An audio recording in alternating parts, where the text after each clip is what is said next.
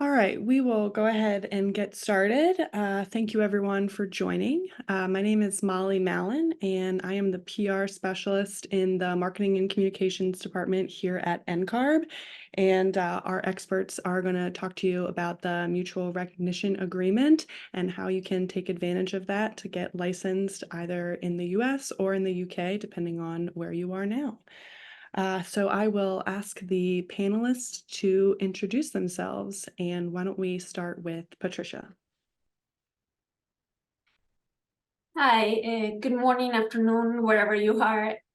My name is Patricia Ramallo. I'm the Assistant Vice President of Innovation at NCARB, architect by background, and really honored to be part of the international team in the organization.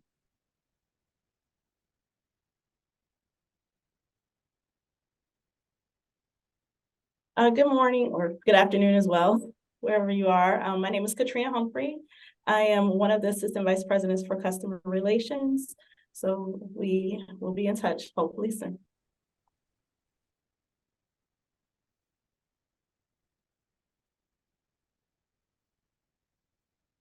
Hello, everybody. My name's Emma Matthews. I'm the Director of Governance and International at the Architects Registration Board in the UK. And I'll just hand over to my colleague, Rob. Hello, everyone. My name is Rob Wilson. I'm International Manager here at the Architects Registration Board. I work with Emma on our sort of new international work. So good to meet everyone. Awesome, thank you. And now I'm going to pass it over to Patricia to get us started. Thank you, Molly. So we'll start with the basics. Hopefully by now you know we represent the National Council of Architectural Registration Boards. That is the nonprofit membership organization that works with the 55 jurisdictions in the US. That is the licensing boards from the 50 states and 5 territories that we have here: Northern Mariana Islands, Puerto Rico, Guam, Virgin Islands, and DC. Each of them have, it's something important to keep in mind is that each of the jurisdictions in the US have the right to set their own requirements, and that will come up throughout the conversation today. So those are our members. And we have customers, which are you all, the architects and licensure candidates that are looking to get their license. So the goal of NCARB is to facilitate licensure, and that one of the ways that we have come up with it's through mutual recognition agreements with the UK, for instance. So looking forward to discussing that more today.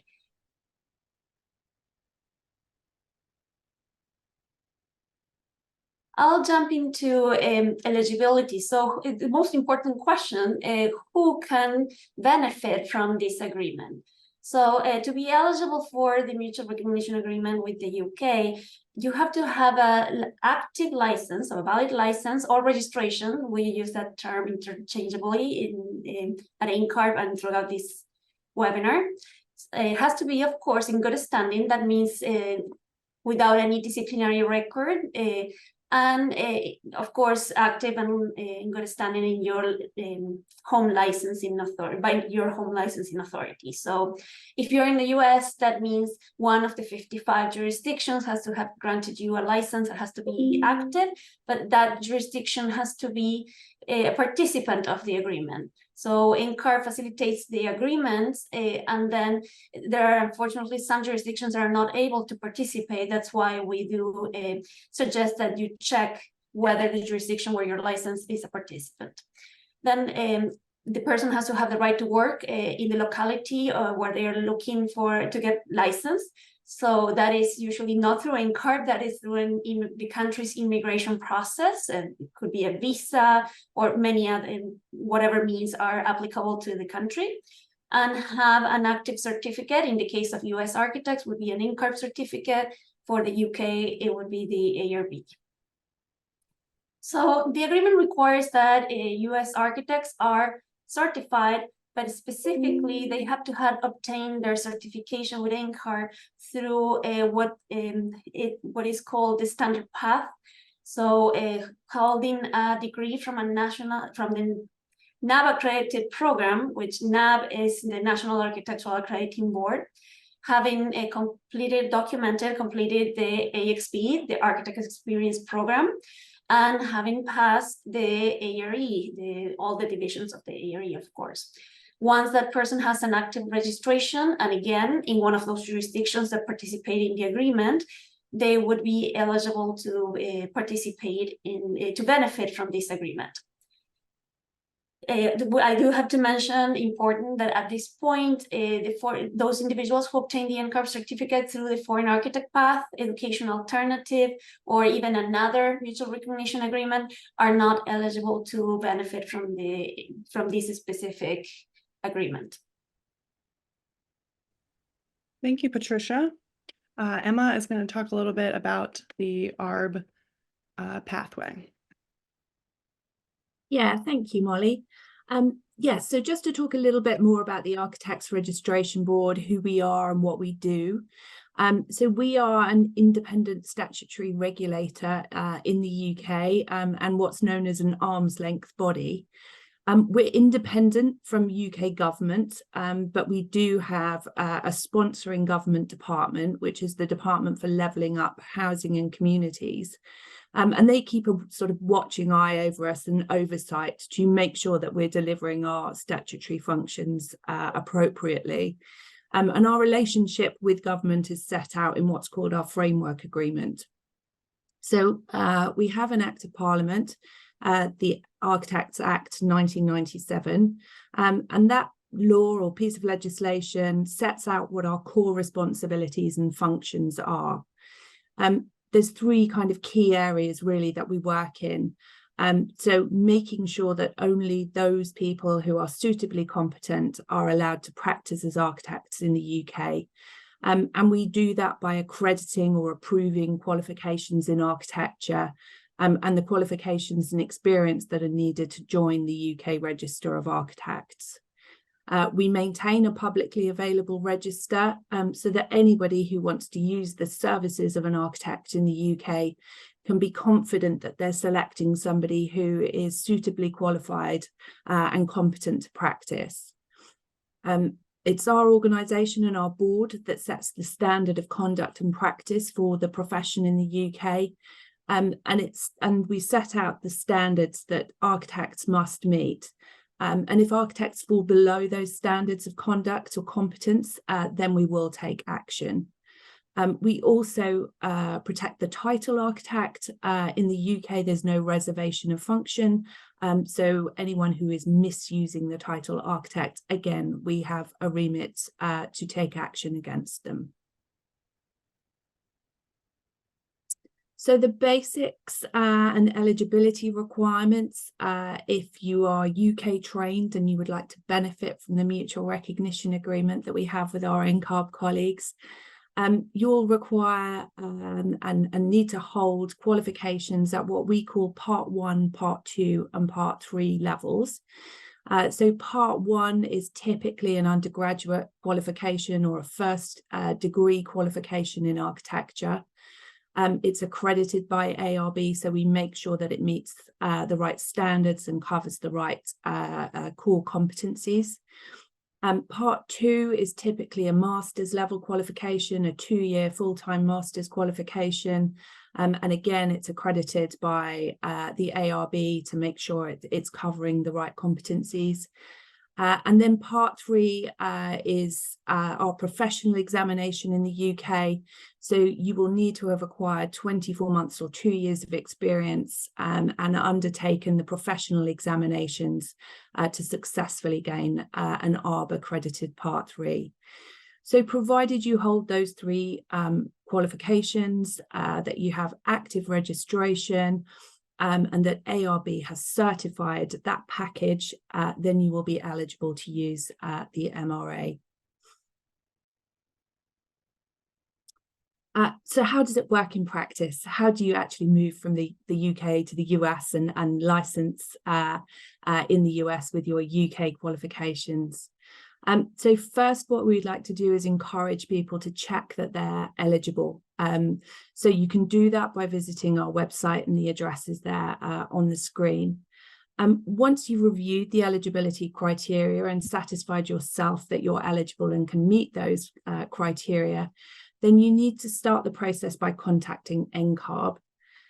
If you're not an NCARB record holder already, you'll need to set up an NCARB record, and there is a fee of $3,500 attached to that. If you are already an NCARB holder, however, then you can contact NCARB and they'll be able to assist and advise you in terms of any additional balance that needs to be covered. And again, the details of how to contact NCARB via the website is on the screen.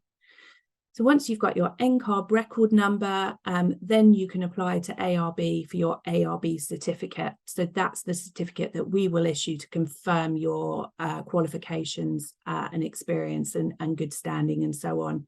So you can download the form from our website. There is a fee payable for that certificate application, and that's currently £80.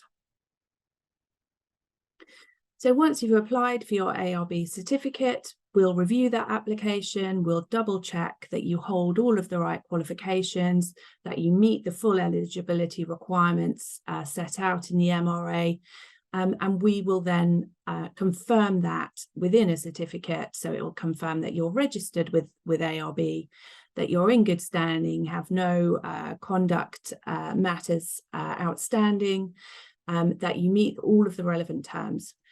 We'll then produce that certificate and we will transmit that electronically to our NCARB colleagues, to Katrina and her team on the individual's behalf. So you as the architect who is looking to license in the US, if you're coming through ARB, you don't need to take any action at this point. Once we've sent the certificate to NCARB, NCARB will then contact you with details about next steps. And they will pick things up from there. So NCARB will take on your application, issue the relevant NCARB certificate, and then give you the instructions on next steps. Thank you, Emma. And those are the details of our how you can contact ARB in the UK. Now we are going to hear from Katrina about going from the US to the UK. All right, so in order for you to get started with this program, as Patricia mentioned earlier, you do have to confirm that you're eligible for this process. And with that, you will have to hold a degree from a NAB accredited program. You will have to complete the experience requirement, which is considered our AXP program. You'll also have to have completed our national exam, which is considered, it's called the ARE, the Architect Registration Exam. And then you must hold an active registration in a US jurisdiction with no discipline. If you meet all this criteria, then you will be issued the NCARB certificate. If you already have one, that's great. You already qualified. If you don't, you still have a little work to do. But the great thing is we do have this option. If you have any questions, you can see our contact information on here. They're available by phone or email, and we have really quick response time. So as I mentioned in the previous slide, that is confirming your eligibility if you meet that for those 4 areas of criteria.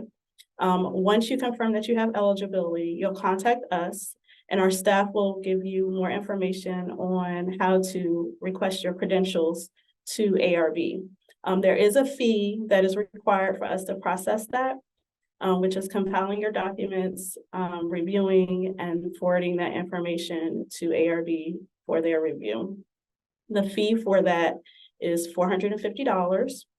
And if our team will probably send you a payment form in which once we receive that form back, we'll process it and then we'll send it within a day or 2.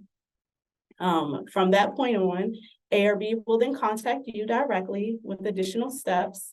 As Emma mentioned previously, they have the adaptation assessment in which they'll review your application. And any questions that they have, they will definitely reach out to you regarding that. This information will also reflect your career summary. They'll ask some questions that will focus on practicing in the UK specifically, and then you'll have an interview as well. And all that will be facilitated by ARB. Once that information is complete, ARB will then issue the certificate, and then you can practice over there. So if you would like to reach out, or if you're interested to get started, please contact us. You can contact us via our website, and just go to contact us on the bottom of the website. And there'll be a nice form for you to complete, which will contact our team inside, and then we'll reach back out to you. Or you can contact us directly via phone. Great, thank you, everyone. We are going to move on to the question and answer portion of the webinar. If you have a question, you can enter it into the Q&A tool, and we will do our best to answer it. To start, I got a question for the NCARB panelists. Are the participating states' jurisdictions listed on the website? Yes. They are listed on the website. We have a tool called the Licensing Requirements tool. You can access it on our homepage, and it's a nice picture of the US. And if you click on that, it'll give you a survey of all the jurisdictions requirements. You'll just simply look up the jurisdiction that you're interested in, and there's a specific question that asks if that jurisdiction is a signatory of the agreement. Great, thank you. Next question is for ARB. What is the difference between REBA and ARB? So I can take that one, Molly. So the difference between ARB and REBA. So we are the statutory regulatory body. We are responsible for holding the Register of Architects, for setting the standards of entry to the register in the UK. So if you want to practice in the UK and use the title architect, you must by law be registered with the ARB. The RIBA is our biggest professional body in the UK. So they are a membership organisation. So it's voluntary if you wish to join the RIBA. We work sort of side by side and in a very complementary way. But yeah, we're the register and the legal side of things, and then the RIBA are the professional body. Awesome, thank you. Another question for NCARB. Do I need a visa to practice in the US? So I can respond. Of course, my first suggestion is always check with an immigration lawyer, because that is their area of expertise. But yes, in the US, to be able to practice, to work, regardless of the profession, to be able to work, there is a requirement to have some type of visa. There are many.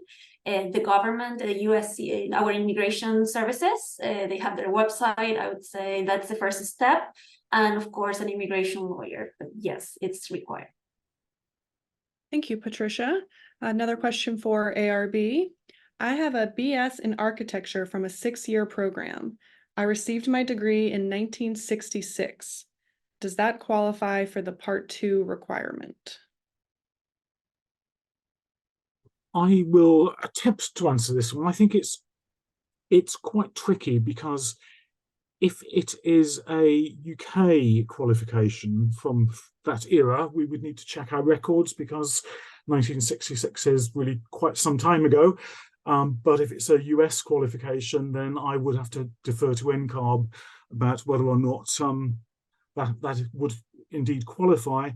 But I think just sort of really top it off, you would also need, whether it's a US qualification or UK qualification, the full suite of qualifications that comply with the agreement in order to be eligible.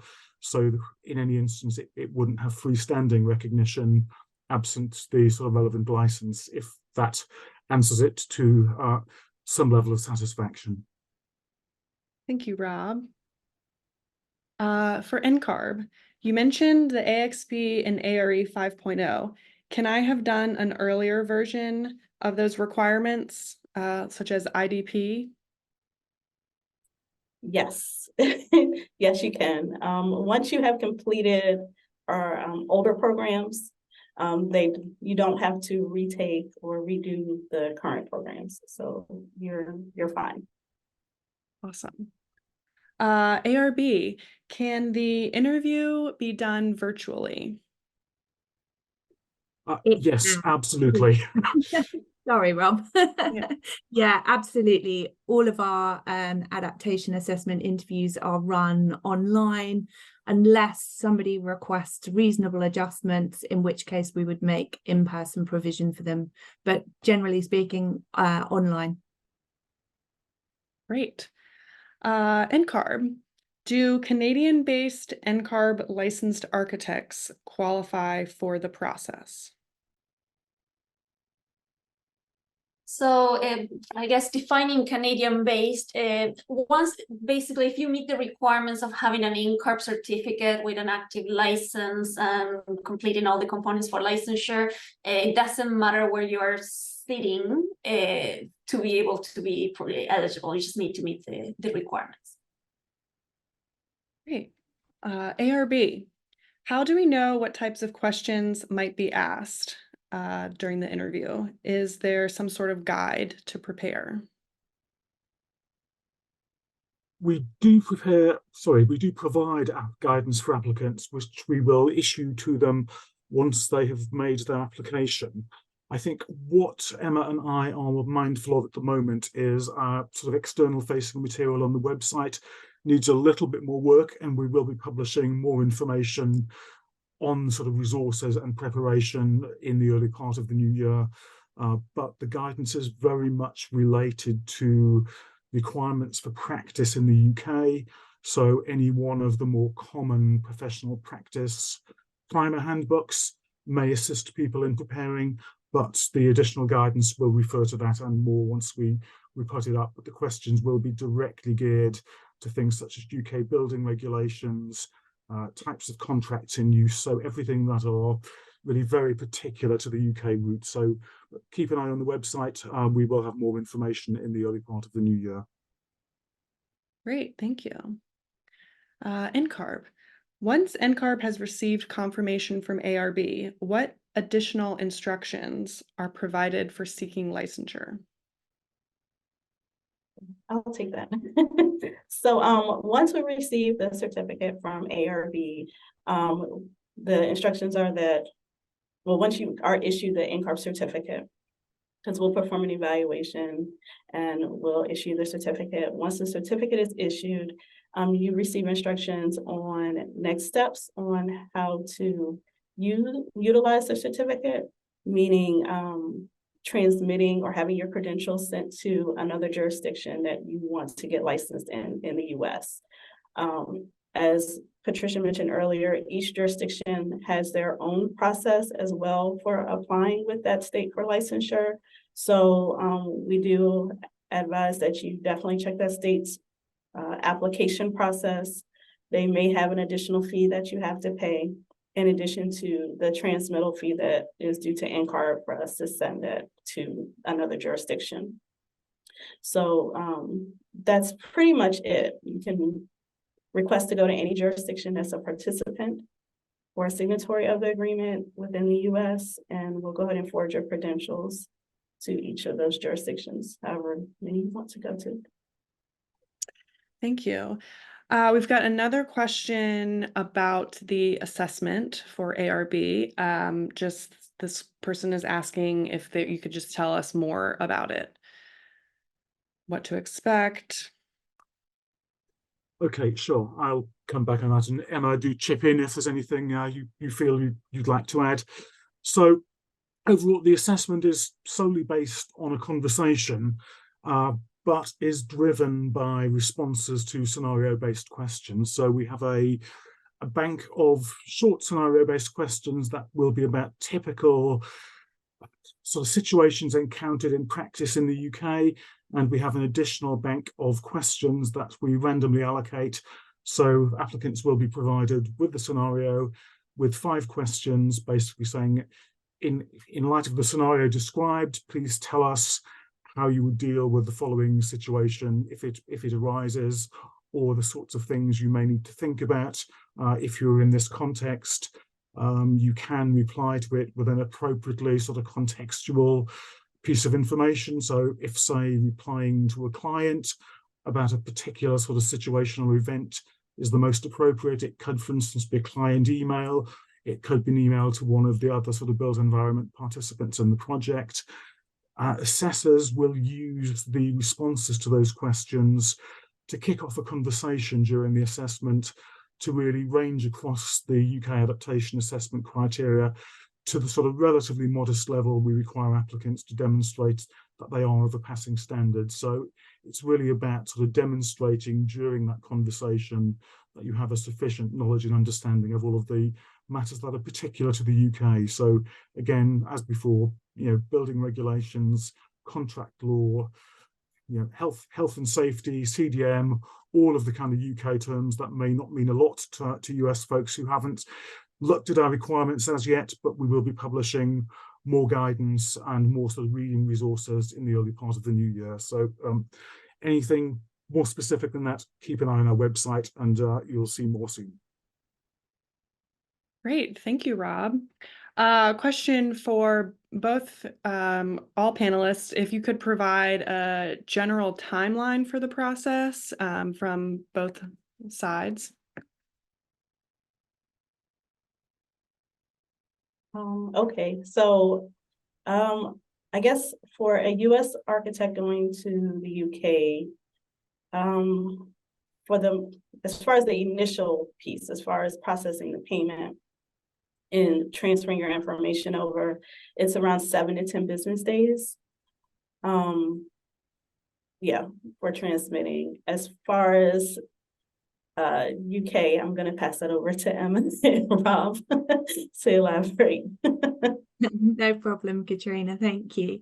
So once we've received the certificate from NCARB, we will contact the applicant. We will then work with the applicant to select a date for the UK adaptation assessment. That's really in the hands of the applicant themselves. So they can choose the first available slot, which may be in sort of 2, 3, 4 weeks time, or it might be a little bit further down the track. But generally speaking, what we're aiming to get to is a position whereby individuals come through to us. Once we start working with them, then it will be 8 to 10 weeks before they get through the UK adaptation assessment and then onto our UK register. In terms of going the other direction, so in terms of obtaining a certificate, I think, Rob, if I'm right in speaking, it's about 10 days to turn around a certificate at the most before we can then transmit it to NCARB. It should be, unless there's sort of anything missing that we have to sort of chase up or query if award titles aren't clear or full information isn't provided. But routinely, I would expect 10 to 15 working days if there were no major questions arising during the process of certification. Great, thank you, everyone. ARB, the right to work requirement also applies to US architects going to the UK, correct? Yes. I think, as we've already said, neither sort of ARB nor NCARB are responsible for sort of granting the right to work. So the agreement refers generically to applicants having to obtain it. But someone coming to the UK, it would be the responsibility of, the sort of visas team within the UK Home Office. So applicants would need to check information on that. I think we do have a pointer to that on our website in terms of the government landing page for it. Great, thank you. NCARB, can I qualify for the MRA if I've done the certificate portfolio or foreign architect paths?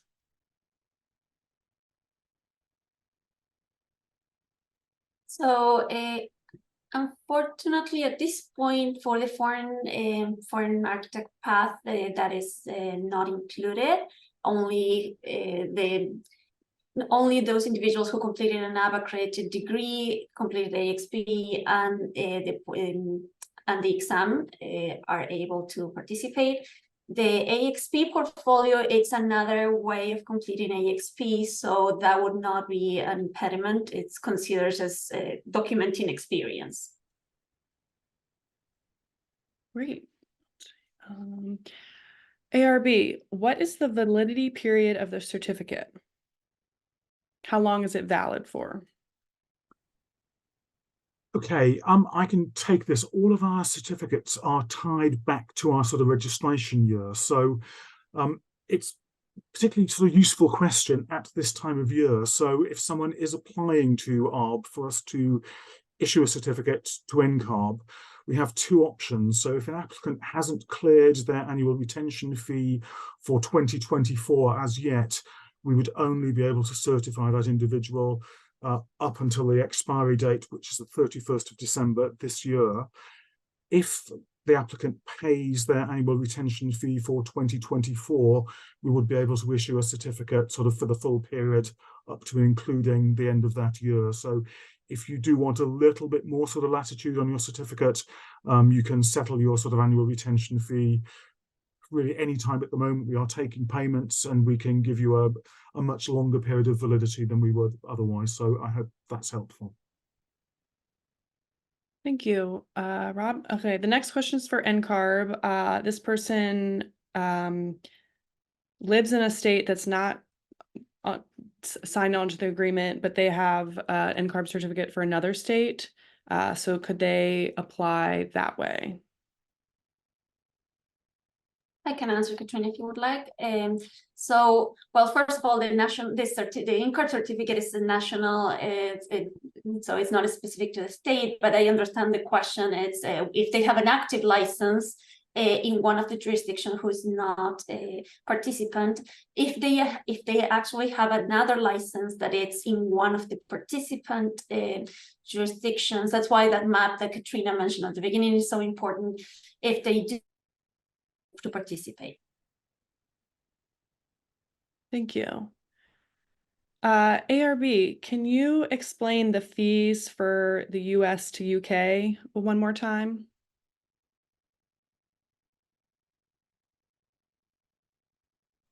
Sure. So an applicant coming from the US to us, they would obviously need to pay NCARB for the sort of relevant certification. They would then, having received that, they would need to pay a fee for the UK adaptation assessment process, which is $2,950. Having passed the UK adaptation assessment, it's then down to the individual to make a formal application for registration. Now, the fee for that, I can't give you the exact fee off the top of my head. It's around £200 or so, but it staircases down in 4 quarterly increments. So applicants don't pay for a whole year if they're only joining the register, sort of say in the second quarter. So, you know, the fee will decrease a little if you apply later in the year and you don't do the UK adaptation assessment until then. But quite happy if anyone has any queries, you know, they can always get in touch with us through our general sort of info@arb.org.uk account, and we can quite happily pick things up from there if you would like to write to us. Thank you, Rob. NCARB, is there an NCARB equivalent to the ARB interview process? No, there is not. There's not. Patricia, did you want to add something? Yes, I'll add, sorry, I'm so used to being in meetings, I'm raising my hand. Okay. Each jurisdiction in the US, as a reminder, has the right to set their own requirements. So what that means is that we have many jurisdictions that have, for instance, jurisprudence, quizzes, tests, exams, however they call them. We have California, who has their supplemental exams. So those will be added by a requirement of the jurisdiction in which the candidate or the applicant is looking to get a license. Yes, thank you, Patricia. ARB, are there continuing education requirements in the UK? I'll take that one. There will be from next year onwards. So the ARB has recently been given additional legislative powers to establish a continuing professional development scheme and to monitor architects who are on our register's competence. So there will be a CPD scheme that's coming into effect from the 1st of January. And there's going to be a bit of a soft launch and it'll become fully effective then from 2025. So yes, everybody who joins our register will be subject to CPD requirements. Great, thank you. Another question for Emma or Rob. Is this agreement UK only or the Commonwealth as well? I can take that. It only applies to sort of applicants that are sort of registered within the UK and they are founded on qualifications that have been obtained in the UK. However, no nationality requirements apply. So if a Commonwealth citizen holds the relevant package of qualifications, they would be able to apply to us for sign-off, but it would then be a case of the individual obtaining their own sort of right to work or whatever visa requirements are necessary in the US. So, you know, any other queries, we can obviously look at those individually, but theoretically, nationality shouldn't be an issue, but the geography of the qualifications and license are. Great, thank you. One more for you guys. Is ARB Part 3 course always a requirement, or are Parts 1, 2, 3 open for reciprocal agreement depending on applicant experience? No, I'm afraid it's got to be the full package of Part 1, Part 2, and Part 3, all of them locked together. So we can't certify a master's qualification absent a Part 3 and registration. So unfortunately, not at the moment. Great, thank you. This question is for both ARB and NCARB. Would the applicant need to maintain their records, their accounts with ARB and NCARB, like renew annually in order to maintain the pathways, the reciprocal agreement licensure? Okay, so to utilize the NCARB certificate, you will have to maintain your NCARB record and pay the annual maintenance fee, which right now is $270. But in order to use the certificate, you do have to maintain your record. If you don't maintain your record, we will not transmit your credentials to any jurisdiction that you're interested in. And then the other way round, so obviously we've mentioned that you need to be actively registered and in good standing to gain a certificate to go to the US from the UK. But once you're licensed in the US, whether you choose to remain registered with ARB, that's a decision for yourself. Thank you. NCARB, can you explain your fees again?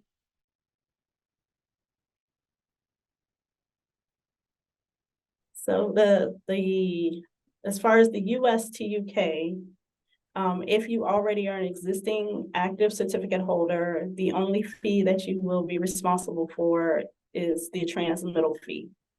And that is to transmit your NCARB credentials to ARB. As far as the application fee for the UK to the US, those fees are very aligned with what UK charges US architects. So we try to keep them even keel, and that supports the program. Thank you, Katrina. You're welcome. ARB, is a US architect eligible to work as a sole proprietor in the UK after completing the ARB adaptation assessment? I'll answer that one, and Emma, do chip in if you've any other thoughts. We don't have any sort of restrictions on practice in the UK, so once someone is on our register, they can practice under the style or title architect, and we don't restrict the sort of work or the nature of the sort of business entity in any way. There may be other issues that arise. So someone may need to, for instance, register a limited company here in the UK, but that's an entirely separate matter to sort of applying for registration. So again, hope that's helpful. Thanks, Rob. NCARB, once I am licensed in a US jurisdiction, would I need to continue to keep my NCARB certificate active? It is not a requirement. However, as Katrina mentioned, the ability to, in the US, the license only covers the state or jurisdiction that has issued the license. So if the person would like to practice in other jurisdictions that are also participants of this agreement, they would need the NCARB certificate to transmit the information and get the new license. So although it's not a requirement, the NCARB certificate has that and many other benefits, and it was strongly encouraged. Thank you. Another question that we'd love to hear ARB and NCARB answer is, will you be doing more MRAs with other countries? I can start on that one. So at ARB, this is in the public domain, so I can share this. We are talking with partners in Hong Kong. We are also talking with partners in Canada and with the EU. So there are active dialogues going on there. We've also started having some very initial and high-level conversations with our South African counterparts as well.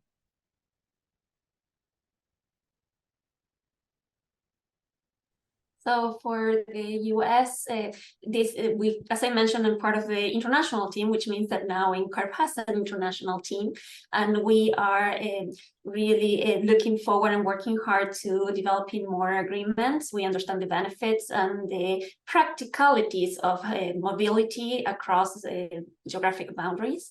Currently, we are working on updating our agreement with Australia and New Zealand based on new competencies that the countries have.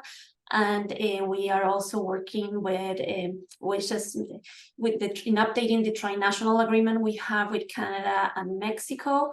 And in conversations with other countries, and I mentioned the distinction is because I'm sure Emma can also attest, putting together a mutual recognition agreement takes a long time, sometimes years, and sometimes you start talking to a country and then things slow down and then you come back. It depends on many things, but yes, it is the intention, and we hope to have more agreements in the near future. Great, thank you both. ARB, do you need to be physically present in the UK to work, assuming that you obtain ARB's approval, get the certificate, etc.? I think that's a very interesting question, and I'm probably not going to be able to answer it to someone's satisfaction. Certainly, there is no requirement arising from ARB that means someone has got to be physically present in the UK.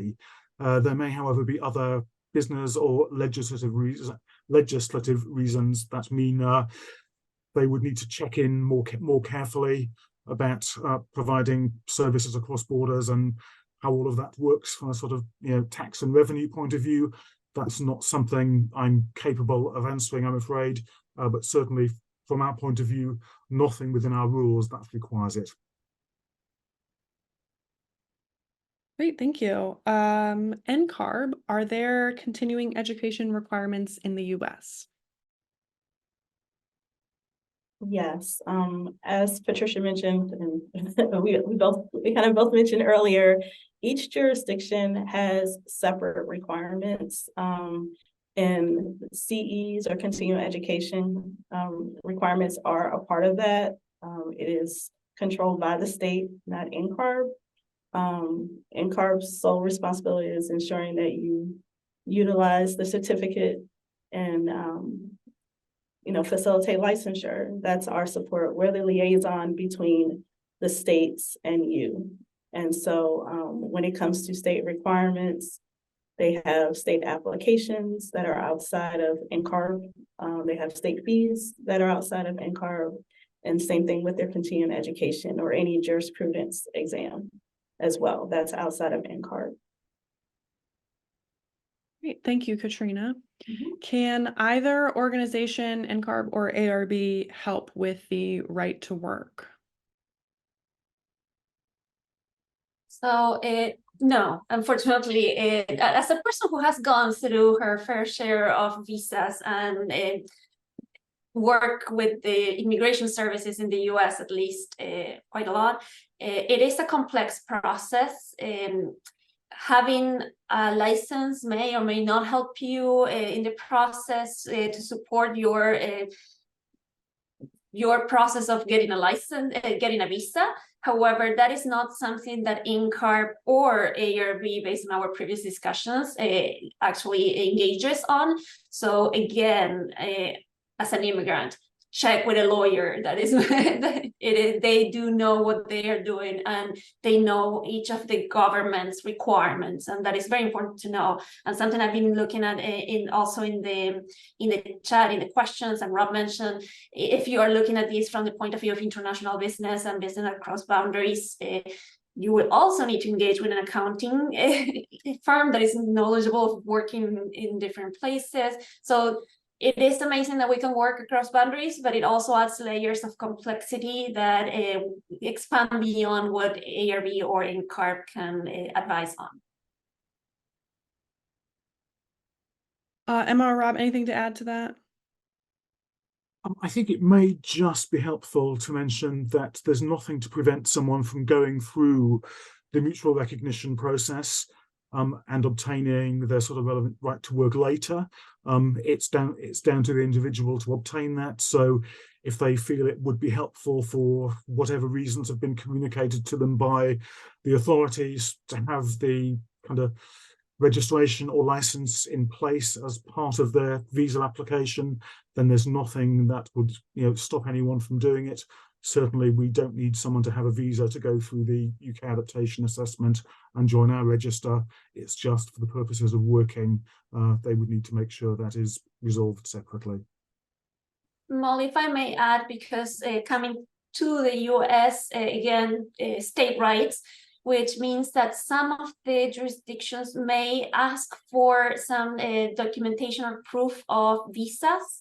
That is completely jurisdiction based. So please do check, give them a call. And NCARB has the list of phone numbers, contact information for each of the boards. If you already know where you want to get a license when you're coming to the US, check with the licensing board to make sure that they don't have any extra surprises, any requirements that may surprise you and become an impediment. You always want to know that in advance. Great point. Thank you, Patricia. Back to the UK assessment, Emma and Rob, if someone doesn't pass their initial assessment attempt, can they do it again? Yes, Yeah. They can. They can apply 3 times after someone hasn't been successful 3 times, and we would certainly hope that preparation would mean that someone never got into that category. But after 3 attempts, they have got to apply to our chief executive and registrar for exceptional permission based on evidence of material improvement in competence. So the other key point is there's a minimum period of 6 months having made an unsuccessful application before a further one is permitted. But again, if anyone has questions, we're happy to take those offline. Great, thank you. Another one for ARB. Do companies need business licenses to practice in the UK? No, we only register individuals, so there's no business license. If you want to use the word architect in the title of your company name, then there's a process that you need to go through to be able to do that. But no, it's individuals that are licensed in the UK, not businesses or practices. Great. Another one for you. If I get registered in the UK, can I use that registration to get licensed in the EU? Very, very short, quick no is the answer to that. It doesn't provide for zigzag recognition or sort of bounce on recognition, whatever the colloquial term is for it. At the moment, it's just founded on sort of the qualifications we've discussed already, just being interchangeable between, the UK and the US, no further onward transmission. Great, thank you. ARB, are there any resources you recommend for ARE candidates familiarizing themselves with UK standards of practice? Yes, I think if I don't want to give any recommendations that have a commercial slant on them, there are a number of professional practice textbooks that are very commonly used within the Part 3 process in the UK. I'm sure that a quick Google search will be able to throw up a few of those. But as I said earlier, we will be publishing a sort of slightly enhanced version of our guidance in the early part of the new year, and we'll likely put some additional resources online as part of doing that.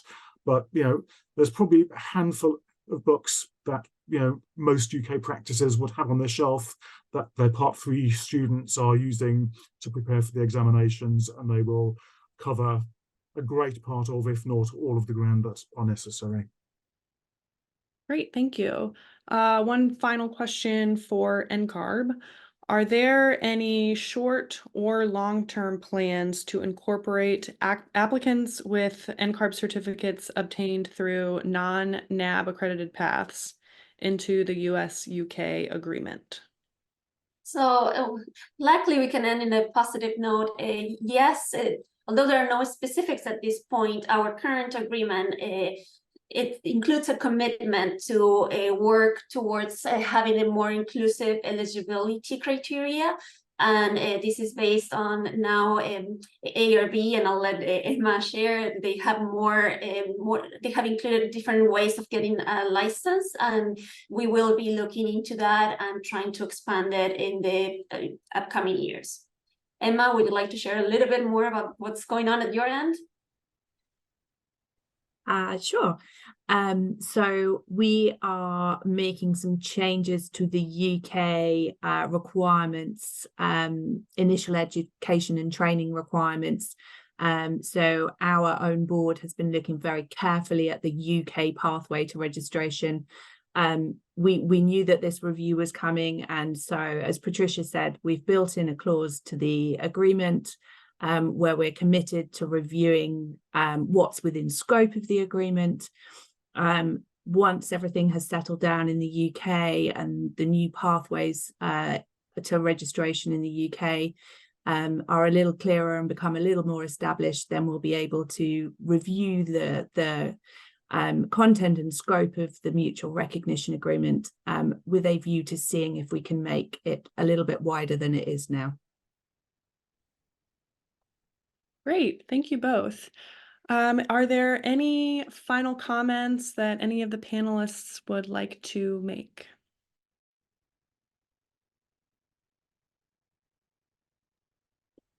I'll just and Rob, sorry, go ahead.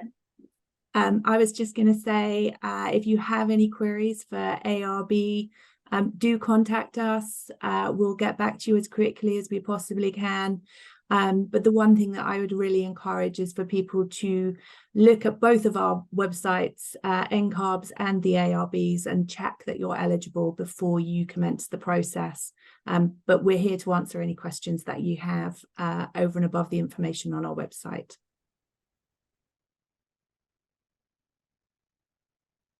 Rob, anything else? Or... I think probably the message I've given a couple of times, but keep an eye on the sort of guidance we'll be publishing in the early part of next year. And if you have any questions in the meantime, we're more than happy to take them offline by email. We are approachable.